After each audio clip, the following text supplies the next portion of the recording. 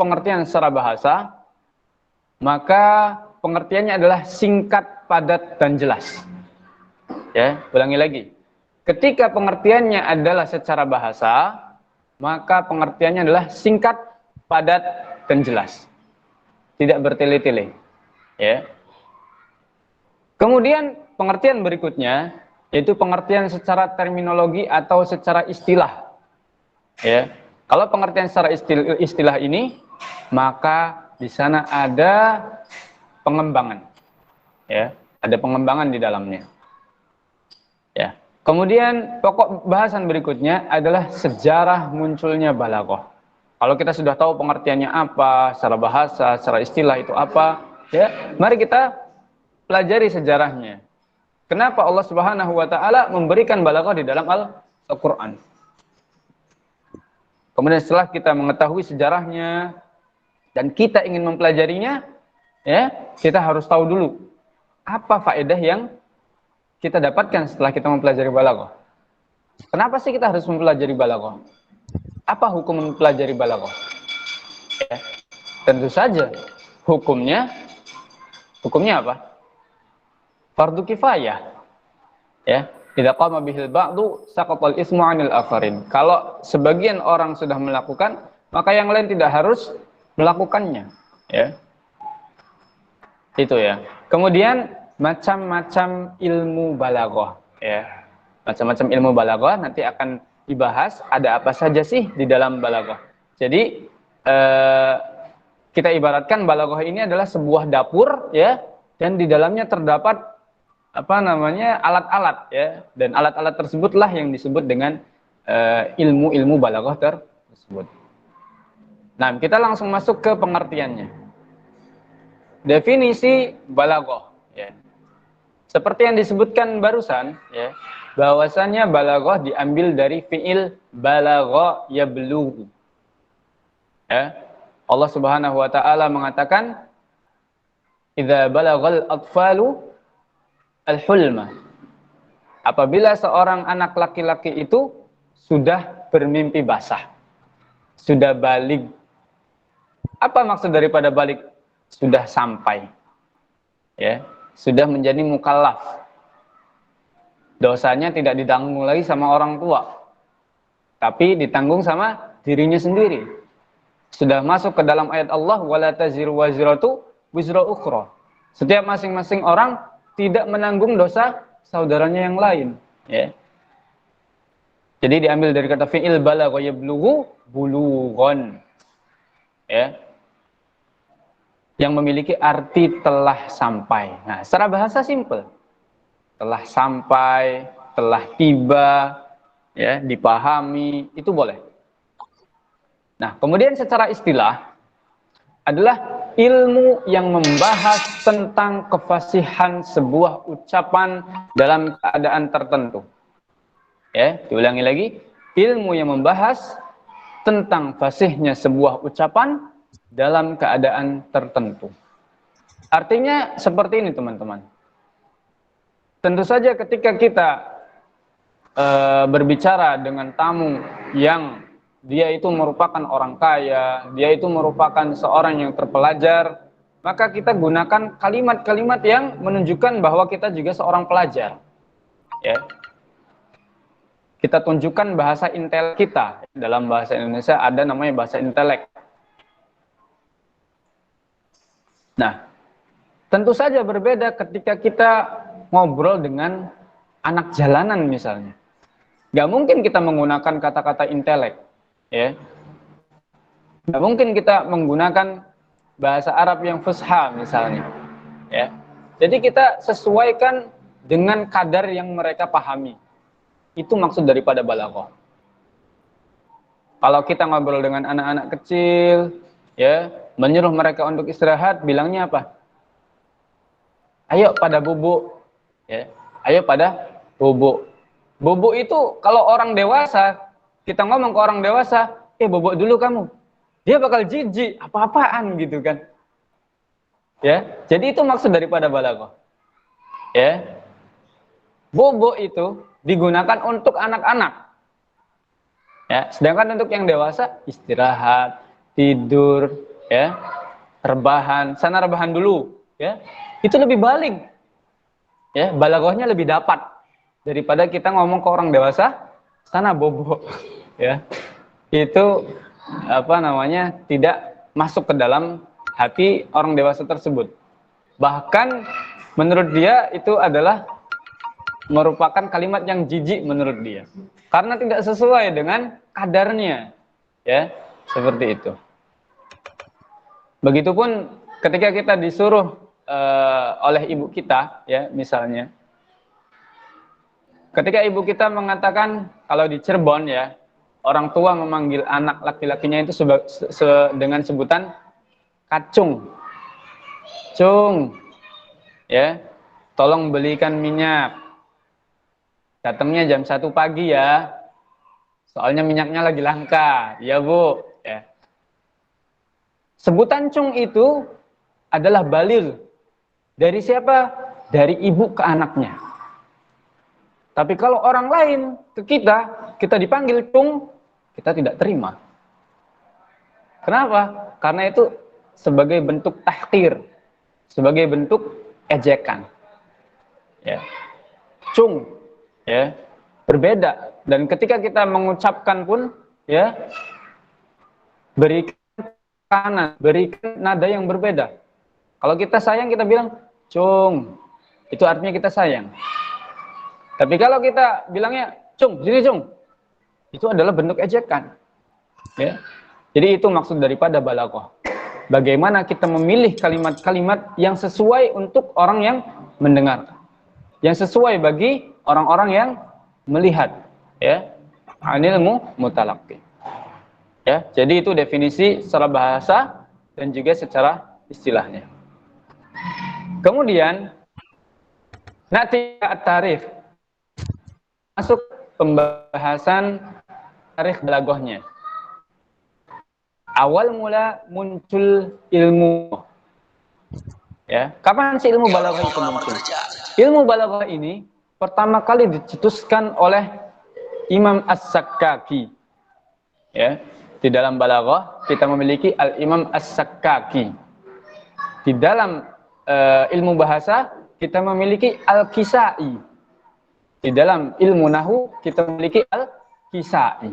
Ada dua Al-Kisai, ya. Ada ahlu lughah, ada ahlu nahwu.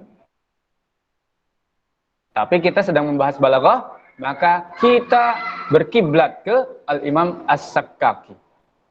Setelah Imam As-Sakkaki mencetuskan ilmu tersebut dan dikembangkan di dalam sekolahnya. Beliau memiliki sekolah sendiri, ya, memiliki madrasah. Dan itu terjadi pada abad ke-7 Hijriyah. Ya. Saat itu Imam As-Sakkaki membagi ilmu balaghah menjadi 3 bagian. Nah, ini yang nanti akan kita pelajari pada pagi hari ini insyaallah. Ya. Yang pertama adalah ilmu bayan. Apa itu ilmu bayan? Nah, nanti akan kita bahas. Kemudian yang kedua ilmu badi'. Ya. Allah Tabaraka wa Ta'ala berfirman, "Badi'u as-samawati wal ard." Ya. Keindahan dari langit dan juga bumi. Ya. Kemudian yang ketiga adalah ilmu ma'ani. Ya.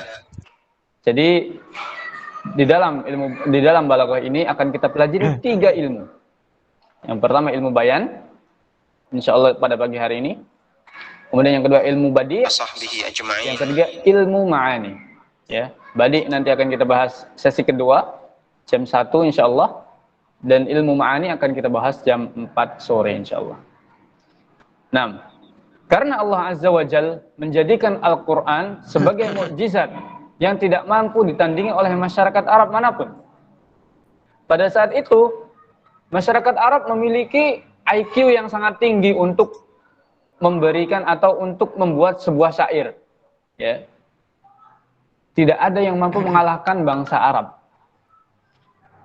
Maka dari itu Allah Subhanahu wa Ta'ala ketika menurunkan sebuah mukjizat itu sesuai dengan zamannya. Ya, kita ambil contoh. Zamannya Nabi Musa, apa yang paling terkenal pada saat itu? Apa yang paling terkenal pada saat itu? Sihir. Ya tidak? Sihir. Maka dari itu Allah Subhanahu wa Ta'ala memberikan mukjizat Nabi Musa berupa tongkat. Ya. berupa tongkat sihir. Dan tongkat itu bisa berubah menjadi ular yang nyata, bukan sebagai tali. Ya, sebagaimana Allah Subhanahu wa taala katakan, "Fa idza hibaluhum wa isyyuhum yukhayyalu ilaihi min sihrihim annaha tas'a." Ya. Ketika tali-tali mereka itu ya menjadi sebuah ular yang mereka hayalkan, ya, mereka kira-kira annaha tas'a. Ya. Tapi tongkatnya Nabi Musa bukan. Ya, dia menjadi thu'banun mubin, fa idza hiya thu'banun mubin. Menjadi ular yang sangat besar. Kalau ular yang sangat besar pada saat ini ya anaconda, ya. Itu yang pertama. Yang kedua, Nabi Isa alaihi salam, ya, apa yang terkenal pada saat itu? Kedokteran, at-tib pada saat itu sangat terkenal. Maka dari itu Allah Subhanahu wa taala memberikan mukjizat kepada Nabi Isa dengan at-tib, ya, dengan kedokteran yang sangat tinggi ilmunya. Tidak ada yang menandingi sampai saat ini, ya. Apa? Menghidupkan orang mati, ya, menghidupkan kembali orang yang sudah mati. Kemudian Nabi kita yang tercinta Muhammad SAW memiliki mukjizat yang sesuai dengan zamannya. Karena pada saat itu orang-orang Arab, ya, lebih suka dengan syair, ya, karena pada saat itu syair itu sangat memiliki kedudukan tinggi di mata masyarakat, di masyarakat umum pada saat itu.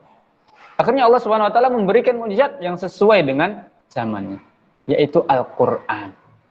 Ketika datang Al-Qur'an, para penyair yang memang mengakui bahwasanya Al-Qur'an itu lebih indah daripada syairnya akan beriman. Akan tetapi para penyair yang ketika dia itu tahu bahwasanya Al-Quran lebih indah daripada syairnya, tapi dia tetap tidak beriman. Maka dari itu kita mengetahui syair yang hidup pada zaman jahiliyah kemudian masuk ke dalam agama Islam ketika datang.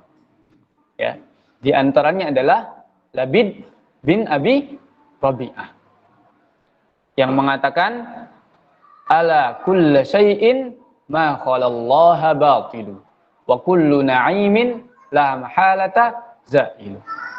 Ala kulli syai'in, ya, setiap sesuatu yang ada di muka bumi ini, ma khalallaha batilu, selain dari Allah Subhanahu wa taala adalah batil.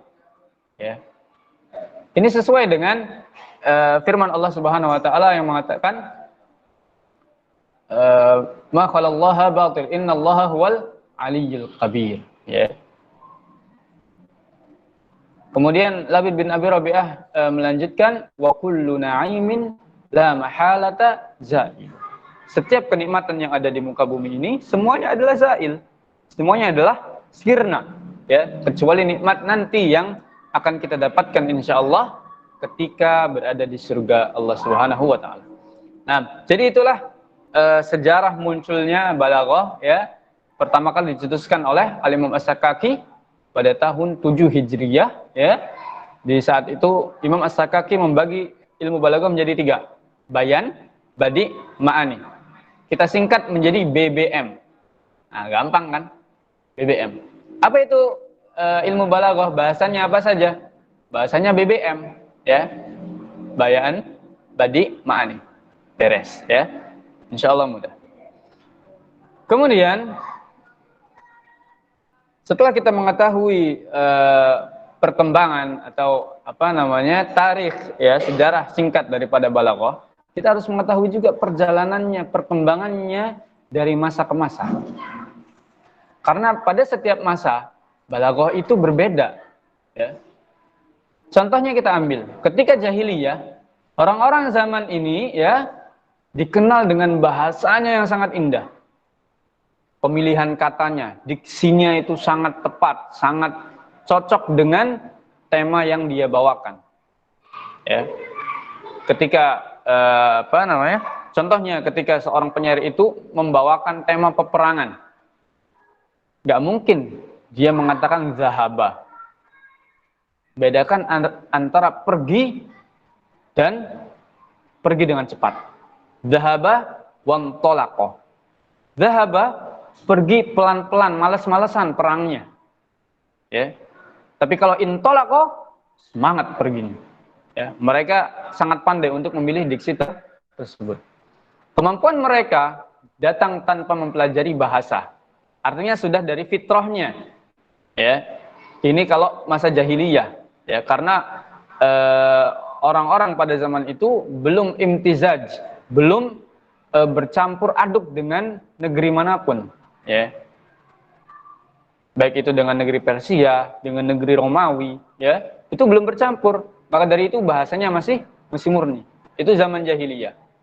Orang-orangnya terkenal cerdas, pemilihan katanya bijak, ya. Kemudian mereka memiliki kemampuan dari dalam dirinya masing-masing. Kemudian ketika Islam datang, ya, kemudian memberikan aturan-aturan baku, memberikan aturan-aturan yang mutlak yang harus diikuti oleh para penyair tersebut. Ya. Allah Subhanahu wa taala memberikan satu surat khusus di dalam Al-Qur'an mengenai penyair. Apa itu? Asy-Syu'ara. Ya. Allah Tabaraka wa taala mengatakan wasy-syu'ara yattabi'uhumul ghawun. Para penyair itu, ya, kebanyakan daripada penyair orang Arab itu yattabi'uhumul ghawun. Mereka mengikuti ghawun. Ghawun itu apa? Syaitan. Ya. Setan-setan. Jadi tema-tema mereka itu tidak sesuai dengan agama Islam, ya. Tidak sesuai dengan nilai-nilai keislaman. Alam tara anna fi kulli wadin yahimun, ya. Tidakkah kalian melihat ada orang yang setiap fi kulli wadin, ya, yang berada di setiap wad atau lembah yahimun. Mereka mengira-ngira, ya. Jadi ketika itu apabila seorang penyair ingin membuat syairnya atau membuat qasidahnya, mereka pergi ke lembah, cari ilham, ya, yang datang ilhamnya itu adalah dari setan, bukan dari Allah Subhanahu wa taala, ya. Jadi Allah Subhanahu wa taala memberikan satu surat khusus, ya, di dalam Al-Qur'an, yaitu surat Asy-Syu'ara. Dan ini menunjukkan bahwasanya Islam itu membolehkan syair selama tapi ada syaratnya. Selama di dalam syair tersebut, ya, tidak menyelisihi nilai-nilai Islam. Ya, tidak menyelisihi nilai-nilai keislaman. Ya, itu pada masa Islam, ya. Kemudian diberikan batasan-batasan yang boleh digunakan dalam ucapan dan yang tidak boleh dilakukan dalam ucapan tersebut. Sebagaimana yang kita hafal bersama hadisnya, man kana yu'minu billahi wal yawmil akhir falyakul khairan aw liyasmut. Barang siapa yang beriman kepada Allah dan hari akhirnya, maka berkata yang baik atau diam, ya. Sebuah pepatah Arab mengatakan idza kana kalamuka fiddah fasukutuka dhahab. Apabila ucapan kalian itu bernilai perak, berarti diam kamu lebih berharga. Ya, diam kamu adalah emas, ya. Kemudian Islam pun mengatur susunan kalimat dan memberikan makna yang baru, seperti surga, neraka, pahala, amalan, husnul khotimah, jihad, ya. Pada zaman jahiliyah belum ada nilai-nilai seperti itu. Ya, salat, puasa, haji, ya, tidak ada. Ketika masa Islam datang, muncullah makna-makna tersebut. Nah, setelah masa Islam datang, Rasulullah SAW sudah meninggal dunia, ya, dan Khulafaur Rasyidin pun sudah berganti kepemimpinannya menjadi dinasti atau daulah, ya. Daulah yang pertama adalah Daulah Umayyah, ya. Masa Umayyah ini, ya, muncul yang namanya nathar itu lebih banyak muncul daripada syair, ya. Contohnya khutbah, ya. Khutbah itu tidak hanya soal agama. Khutbah pada saat itu ada khutbatu ad-din, ada khutbatul iqtisad, ada khutbatu as-siyasah. Ada khutbah tentang agama, ada khutbah tentang politik, ada khutbah tentang ekonomi. Ya. Jadi pidato, ya. Muncul pidato pada saat itu dengan banyaknya, ya. Khutbah dan orasi di hadapan rakyat adalah sebuah hal yang sangat mereka sanjung-sanjung. Ya, jadi kalau orang sudah bisa berkhutbah pada zaman Umayyah, maka dia sudah dianggap hebat. Ya, Dan pada masa inilah buku-buku yang membahas tentang balaghah mulai banyak dicetak. Ya. Kenapa mulai banyak dicetak? Karena pada dinasti Umayyah ini orang Arab sudah mulai bercampur baur dengan dinasti yang lain, dengan negara yang lain, seperti Romawi, kemudian Persia, bahkan Hindu, ya, bahkan India. Ada sebuah kitab, dan kitab ini berasal dari India, ya, namanya Kalilah wad Dimnah. Kalilah wad Dimnah. Kalilah wad Dimnah ini dikarang oleh Ibnul Muqaffa setelah diterjemahkan ke dalam bahasa Arab. Aslinya bukan punya Ibnul Muqaffa. Ibnul Muqaffa itu hanya menerjemahkan ke dalam bahasa Arab saja. Ya. Jadi pada zaman inilah at-tibaah atau percetakan buku itu mulai disebarluaskan. Ya. Barulah balaghah mulai dikenal di kalangan rakyat manusia. Nah, di antara buku-buku yang membahas mengenai balaghah itu, di antaranya adalah Abu Ubaidah Al-Musanna dalam kitabnya Al-Majaz fil Quran. Ada majaz di dalam Al-Quran. Ya. Pemilihan kalimat, akan tetapi bukan kalimat tersebut maksudnya. Ya. Kemudian ada di dalam kitab Al-Bayan wa Tabyin karya Jahil. Ya. Jahil itu kalau secara bahasa, ya, artinya picek. Maka dari itu Jahil, ya, nama aslinya bukan Jahil. Nama aslinya adalah Amr bin Bahrin Al-Kinani. Amr, anaknya Bahr, Al-Kinani dari Bani Kinanah. Ya. Amr bin Bahrin Al-Kinanah. Ya. Kalau tidak salah itu dari Baghdad. Wallahu a'lam, ya. Nanti kita koreksi bersama. Ya. Jahil itu memiliki kitab Al-Bayan wa Tabyin. Ini khusus menjelaskan tentang ilmu bayan. B yang pertama, ilmu bayan. Kemudian yang kedua, yang ketiga ya berarti, Abu Hilal Al-Askari di dalam kitabnya As-Sina'ataini. Ya. Jadi itu beberapa manuskrip kuno yang pada saat itu mulai terkenal, ya, pada zaman Umayyah. Jadi perjalanan balaghah dari masa ke masa ada 3. Yang pertama pada masa jahiliyah, yang kedua pada masa datangnya Islam, yang ketiga pada zaman Umayyah, yaitu pada saat Muawiyah bin Abi Sufyan ditunjuk menjadi seorang khalifah pada saat itu. Nah, setelah kita mengetahui sejarah tersebut, kita juga harus mengetahui manfaat dari mempelajari balaghah. Yang pertama adalah merasakan keindahan bahasa, ya, menikmati dan memahaminya dengan baik dan benar. Ya. Kalau kita mengetahui balaghah, mana ini yang boleh diucapkan dan mana yang tidak boleh, maka kita sudah merasakan indahnya bahasa. Ya, terlebih lagi dalam bahasa Arab. Ya.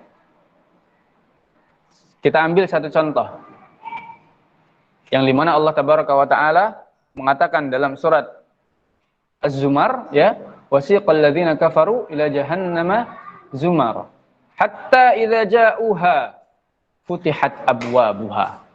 Ya. Itu yang pertama. Ketika neraka dibukakan, ya, futihat abwabuka. Futihat abwabuha. Pintu-pintunya dibuka. Langsung terbuka dari jauh, itu sudah terbuka. Ya. Sedangkan ketika Allah Subhanahu wa taala menjelaskan nikmat dari penduduk surga, Allah mengatakan apa? Wasiqal ladzina taqaw rabbahum ilal jannati zumara. Hatta idza ja'uha wa futihat. Bedanya ada 2, ya. Afan, bedanya cuma ada 1. Yang pertama futihat abwabuha aja. Yang kedua wa futihat abwabuha. Bedanya 1 huruf, tapi memiliki makna yang begitu luas. Ya. Kalau futihat abwabuha, dari kejauhan sudah kebuka. Ya, penduduk neraka sudah diberikan hawa panas dari neraka tersebut oleh Allah Subhanahu wa taala. Sedangkan ketika penduduk surga mau masuk ke dalam surga, wa futihat abwabuha, pintunya dibuka secara perlahan. Ya, pintunya dibuka secara perlahan. Sehingga apa? Nasimul Nasimul jannah, yakni raihatul jannah yashummu qalilan faqalilan. Ya. Sehingga aroma surga itu bisa tercium sedikit demi sedikit. Itu bedanya cuma 1. Tapi ketika kita sudah tahu, ya, mana balaghah yang lebih indah, akhirnya kita bisa merasakan keindahan bahasa tersebut. Kemudian yang kedua, membantu orang asing atau ajam dalam memahami maksud yang tersirat dalam naskah, ya, dalam naskah kuno, manuskrip kuno, ya. Kemudian yang ketiga, membantu pendengar untuk membedakan makna yang hakiki, makna yang sebenarnya, atau makna kiasan, ya. Contohnya, saya memegang mata. Ini makna hakiki. Mata saya pegang. Mata yang merupakan anggota tubuh. Tapi kalau kita mengatakan saya telah menangkap mata itu, apa yang dimaksud? Mata-mata, jasus. Ya, jadi dengan balaghah kita akan mengetahui dua hal tadi. Mana makna yang sebenarnya, mana yang makna kiasan. Kemudian yang keempat, menjelaskan letak keindahan bahasa dan menyingkap rahasia di dalamnya. Ya, rahasia dalam sebuah uslub, dalam sebuah kalimat itu ada rahasianya. Seperti yang telah disebutkan tadi, yang satu tidak ada wa, yang satu ada wanya, ya. Futihat abwabuha wa futihat abwabuha. Di sana juga ada rahasia di dalamnya. Kemudian yang kelima, metodologi yang tepat untuk memahami nas Al-Qur'an dan hadis Nabi Shallallahu alaihi wasallam, ya.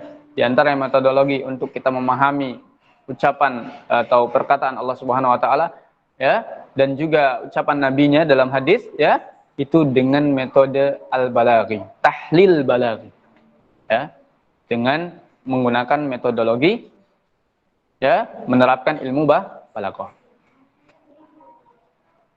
Nah, setelah kita mengetahui, ya, faedah yang bisa kita ambil dari ilmu balaghah itu, mari kita masuk ke dalam macam-macam ilmu balaghah tadi.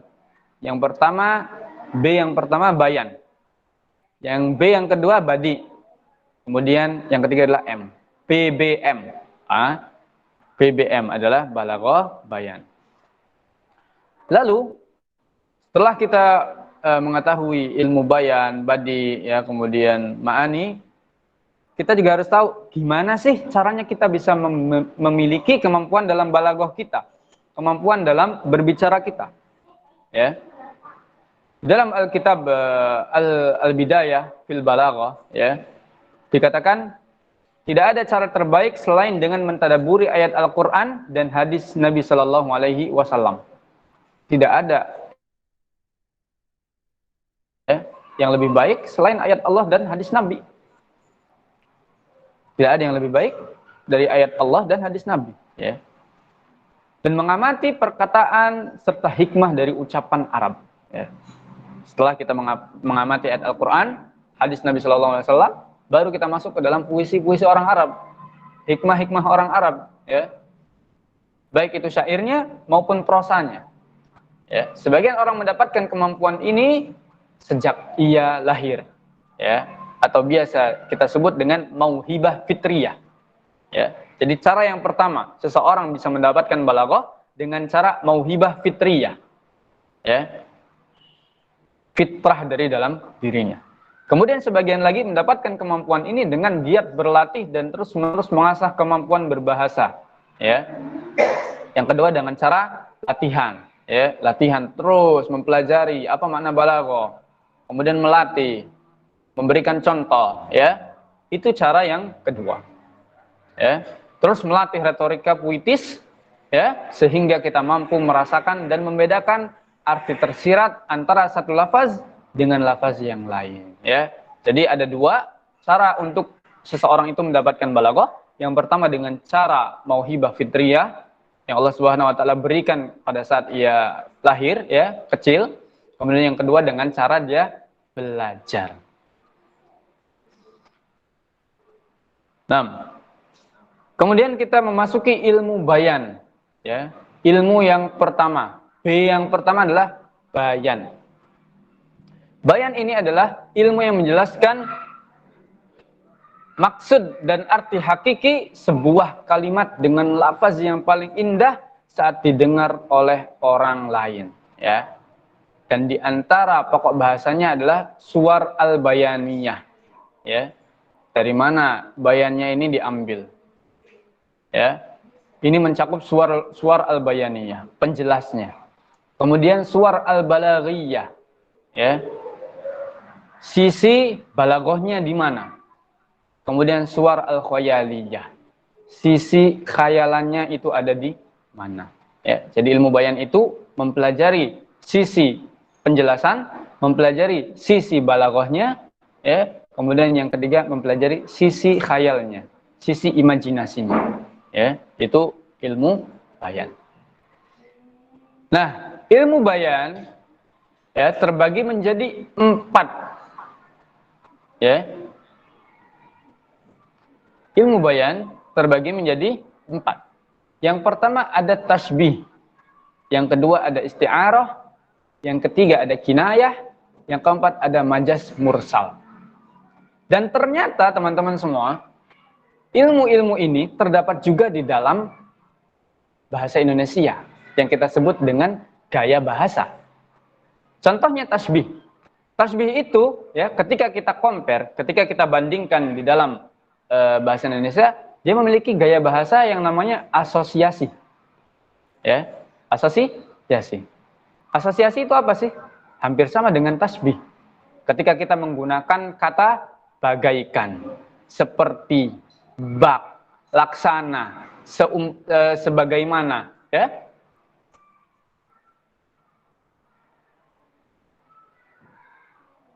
Para santri boleh minggir dulu ya.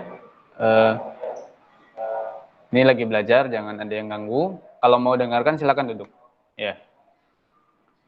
Yang kedua adalah asosiasi mikro atau isti'arah. Ya.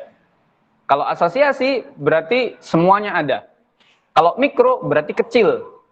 Ya, ada yang dibuang. Kemudian yang ketiga ada kinayah atau disebut metafora. Contohnya, raja siang telah menyinari kami.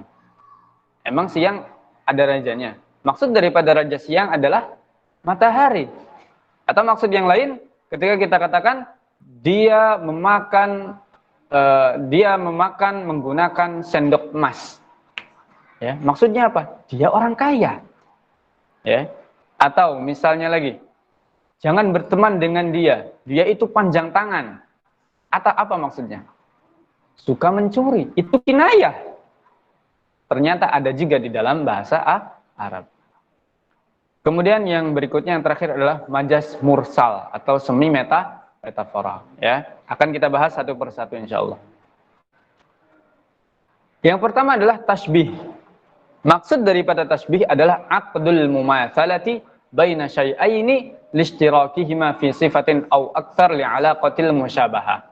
Ya, aqdul mumatsalah menggabungkan antara satu kalimat dengan kalimat yang lain lishtirakihima fi sifah karena memiliki sifat yang serupa. Ya, li'alaqatil musyabahah. Hubungannya karena memiliki sifat yang sama. Ya, kenapa musyabahah di situ saya perbesar dan saya ganti warnanya? Ya, karena itu alaqah yang harus teman-teman ingat. Ya, kalau tasbih harus musyabahah, harus serupa. Ya, kita ambil contoh. Karena kata orang Arab mengatakan bil misali yattadhihul maqal. Dengan misal, ya penjelasan itu akan bisa lebih dipahami. Ya, tasbih atau asosiasi, gaya bahasa asosiasi, ya diantaranya komponen utama dalam membuat kalimat yang ada tasbihnya ada 4. Yang pertama ada musyabbah atau dalam bahasa Indonesia kita sebut yang menyerupai, orang yang menyerupai. Kemudian yang kedua ada tasbih, ya. Yaitu huruf atau kata penyerupa. Hurufnya apa? Kalau dalam bahasa Indonesia, ya hurufnya seperti bagaikan, laksana, bak, kemudian sebagaimana, ya, seperti, ya, itu adalah kata-kata penyerupa. Kemudian yang ketiga adalah al-musyabbah bihi, yaitu yang diserupakan. Yang diserupakan.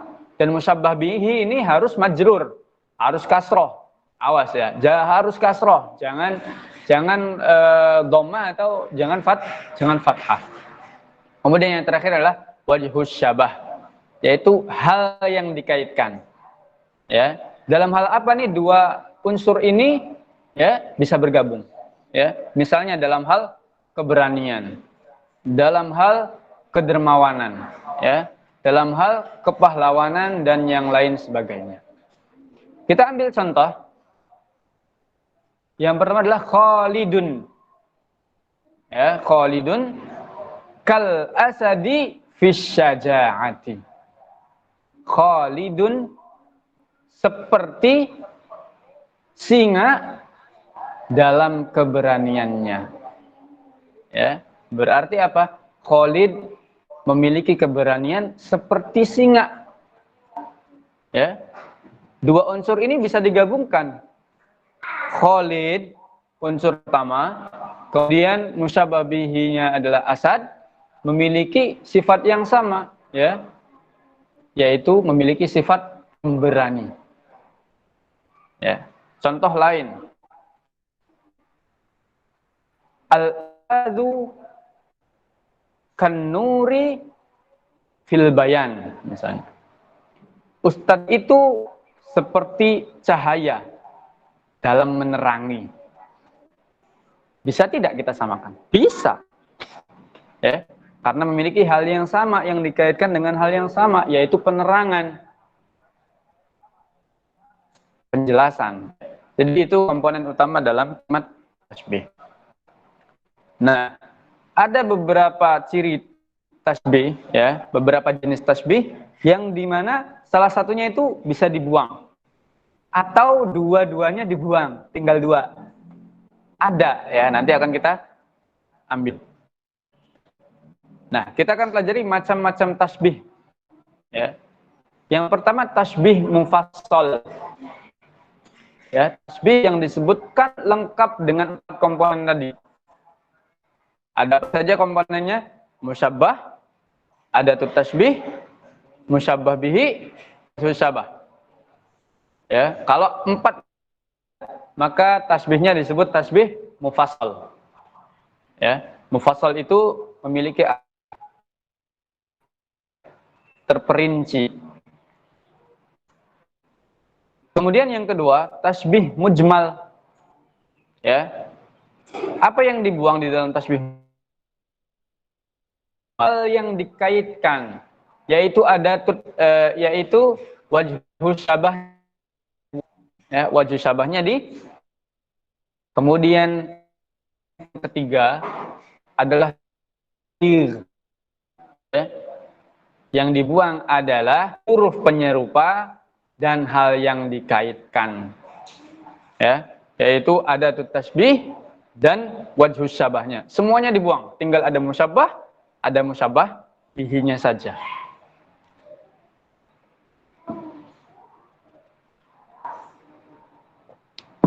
Kemudian kita ambil contoh dari tasbih mufassal tadi, ya, 4 komponennya harus ada. Contohnya al-ilmu kan nuri yahdi kullaman talabahu. Al-ilmu unsur yang pertama disebut sebagai musyabbah. Kemudian huruf penyerupanya adalah ka. Ya. Ka. Kemudian an-nuri musyabbah bihi, harus majrur. Ya. Yahdi kullaman talabahu berarti wajhus syabahnya. Ya. Al-hidayah. Ilmu seperti cahaya, ya, dalam hidayahnya. Itu yang pertama. Contoh yang kedua, Muhammadun kal matari fil karam. Muhammad musyabbah yang pertama. Huruf penyerupanya adalah ka, ya. Kemudian musyabbah bihinya adalah al matari. Ya, harus majrur fil karam, dalam hal kedermawanan. Teman-teman lihat ketika Allah Subhanahu wa taala turunkan hujan, maka air yang turun itu begitu deras, begitu banyak. Begitupun Muhammad ketika berinfak, infaknya itu enggak sedikit. Makanya disamakan dengan hujan. Ya. Jelas ya sampai sini ya. Kemudian yang kedua, tasbih mujmal. Contohnya adalah al-ilmu nurun yahdi kullaman talabahu. Ya. Yang dibuang adalah hurufnya. Yang tadinya al-ilmu kan nuri, sekarang al-ilmu nurun yahdi kullaman talabahu. Ketika hurufnya dibuang, maka disebut tasbih mujmal. Ya. Atau ketika wajh syabahnya dibuang, itu pun disebut tasbih mujmal. Artinya tasbih mujmal berarti memiliki 3 komponen saja. Yang pertama 4 komponen, yang kedua 3 komponen atau 3 unsur. Ya. Dan yang ketiga tadi tasbih balik, ya, itu hanya memiliki 2 komponen. Yang tadinya al-ilmu kan nuri, kemudian kita katakan al-ilmu nurun wa nurullahi la yuhdalil asi. Itu di sana ada wah ternyata teman-teman. Al-ilmu nurun adalah tasbih balik. Ilmu itu cahaya. Cahaya itu ya ilmu. Ya, sama di sana. Kemudian Muhammadun matorun. Muhammad adalah hujan. Muhammad adalah pertolongan. Pertolongan itu ya Muhammad.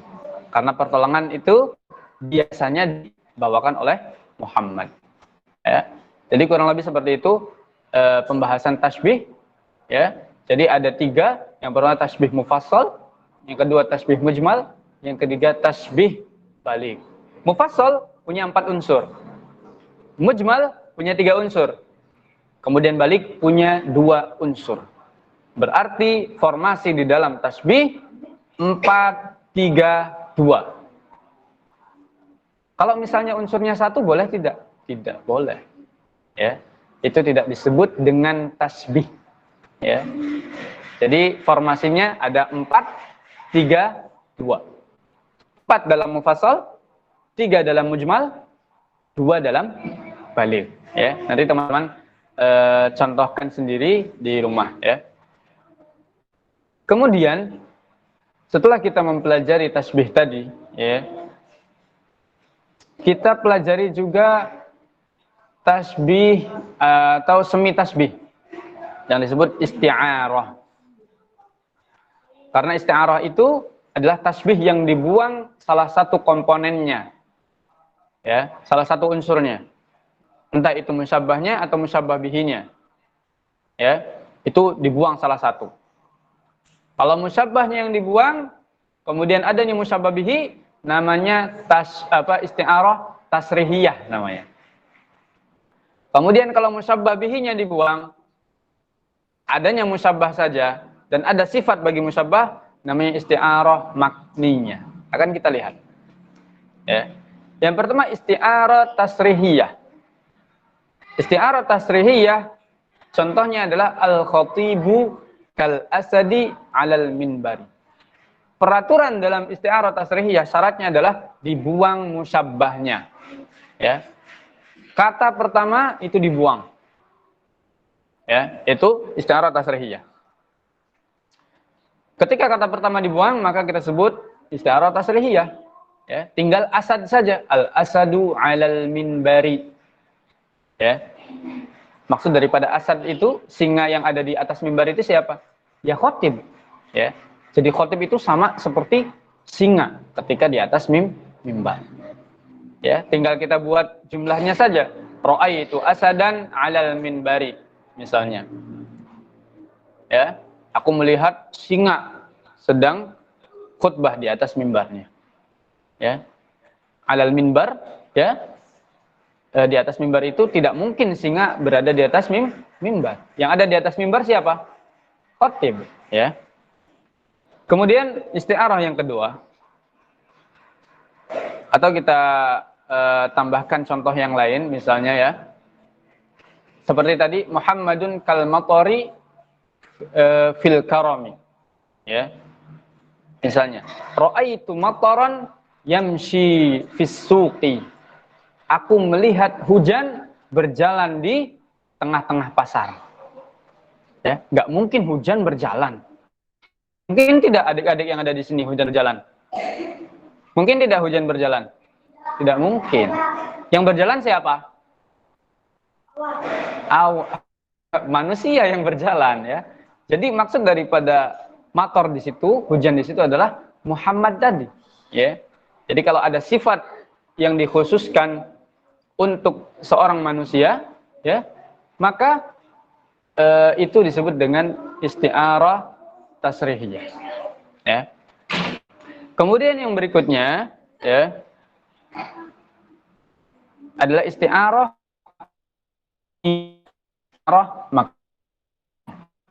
Yang pertama yang dibuang, yang kedua ini unsur yang kedua yang dibuang kan sifat bagi unsur pertama, ya. Contohnya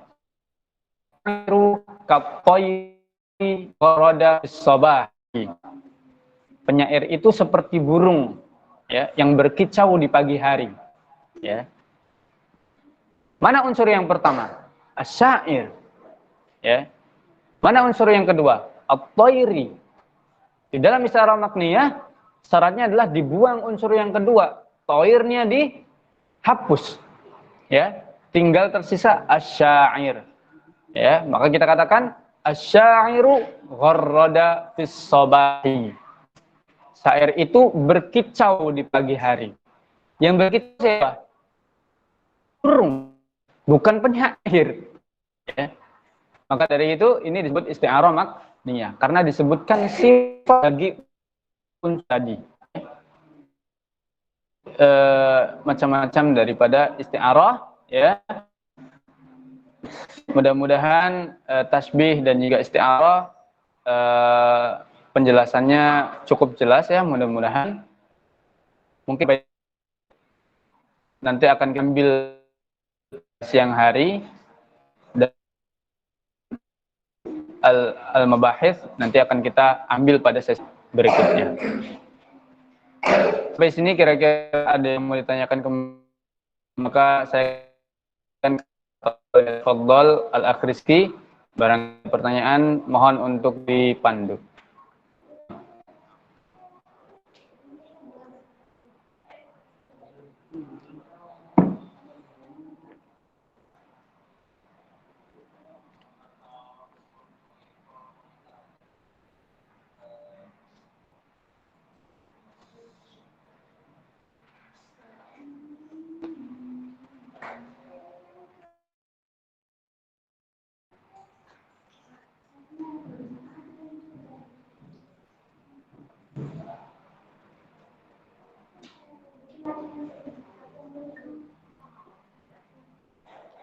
Silakan barangkali teman-teman punya pertanyaan atau ada yang mau ingin didiskusikan. Silakan ditanyakan.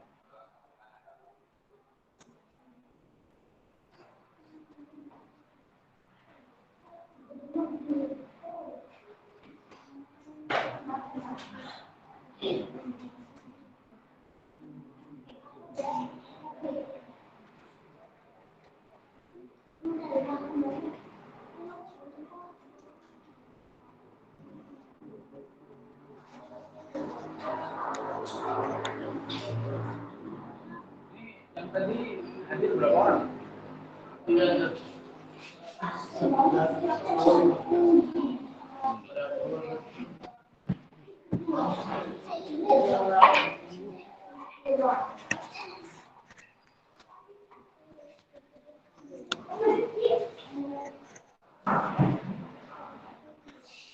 Nah, apabila tidak ada pertanyaan, Akh Rizky.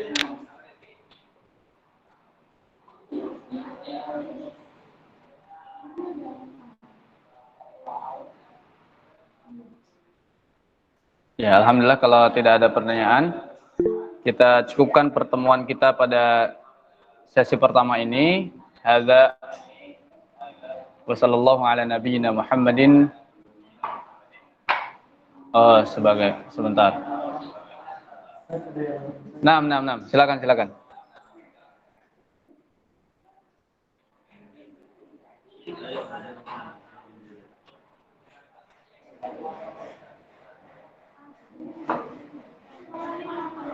Ya, ada yang bertanya, maksud daripada syair itu apa, Ustaz? Maksud daripada syair adalah sebuah kalimat atau ungkapan, ya. Jadi kalau definisi bahasa Arabnya adalah al-kalam, al-baligh, al-jamil, mu'athir fin nafsi. Ya, yang pertama adalah al-kalam, sebuah ucapan. Al-baligh, yang puitis, yang sampai kepada hati pemirsanya, ya. Al-mu'athir fin nafsi, yang membekas di dalam hatinya, ya. Lahu waznun wa lahu qafiyah. Dia memiliki pola dan memiliki rima, ya. Jadi memiliki pola dan rima, ya, itu disebut dengan syair, ya. Jadi itu yang pertama, yang bertanya tadi, ya. Syair adalah sebuah kalimat yang baligh, ya, yang puitis, yang sampai kepada hati pemirsanya. Naam, wallahu a'lam.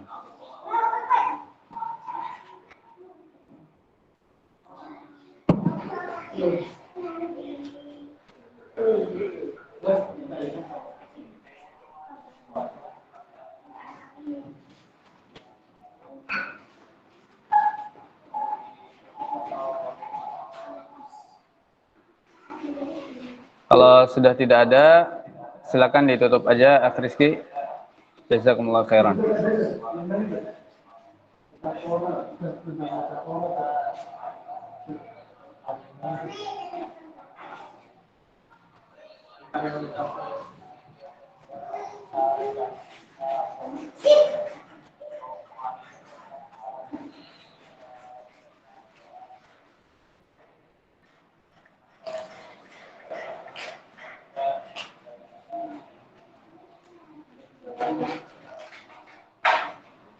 Waalaikumsalam warahmatullahi wabarakatuh.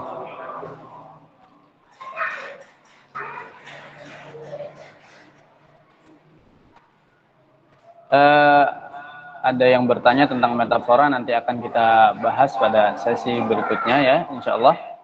Atau nanti silahkan japri ke admin, ya, untuk bisa mendapatkan jawaban lebih lengkapnya.